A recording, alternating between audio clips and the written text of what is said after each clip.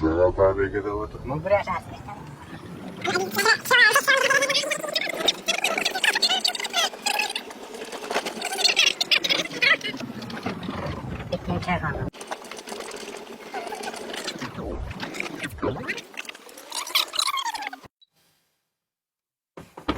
Manzarani aytadigan bo'lsam, manzarasi atayam tomosha. Ikki tomonda suv oqib turibdi. Suv bor ekan. Baqa poselkaga gaz svet kelgan.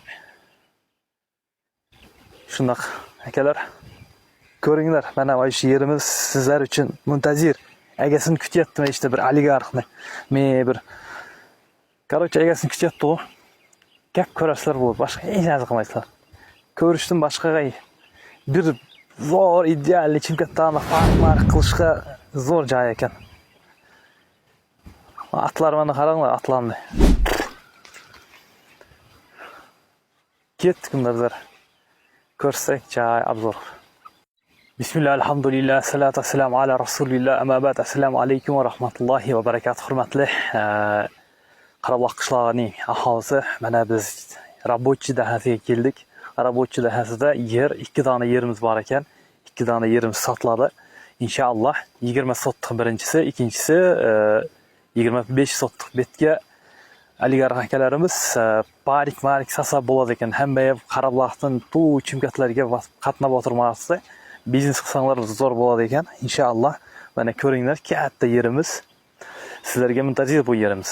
Buni adresini aytib ketadigan bo'lsam, Qarabog'dan sentrdan chiqayotganlarda Rabochiyga xayrlasizlar. Rabochiydan yurib 4 yo'l chiqadi. Sal yurgandan keyin 4 yo'lni o'tgandan keyin birinchi pоворotdan so'ngga qarab xayrlasizlarda, shu yo'lning eng oxirida katta mana uchastka bo'sh yotgan ekan. Shuni bo'lib senglar ham ol bo'ladi, bo'lib sotsanglar ham bo'ladi. Olgandan keyin narxini kelishamiz. Mana ekrandagi nomerlarga xabarlashasizlar. Ekranda nomerda batafsil bir piyola choy ustida kelishib, savdolashib degandek. Sizlarga reklama xizmatlari kerak bo'ladigan bo'lsa, reklamani nomer 707 665 39 95 nomeriga xabarlashasizlar. Ben sizlarga har doim 24 ta 7 muntazir bo'lib ishlab beramiz reklamalarni. Assalomu alaykum va rahmatullohi va barakatuh. Ko'ringlar manzarani.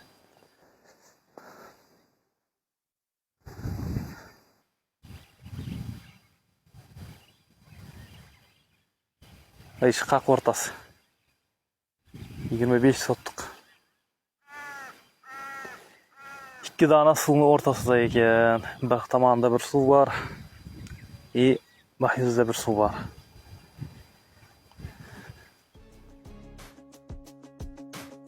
Bosh turibdi.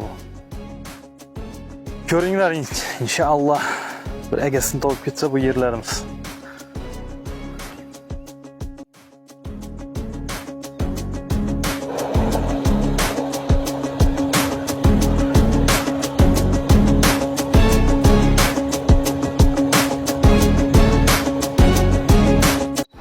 Xabarlashsanglar, ikkala yer, bundan avvalgi yer ham sotiladi.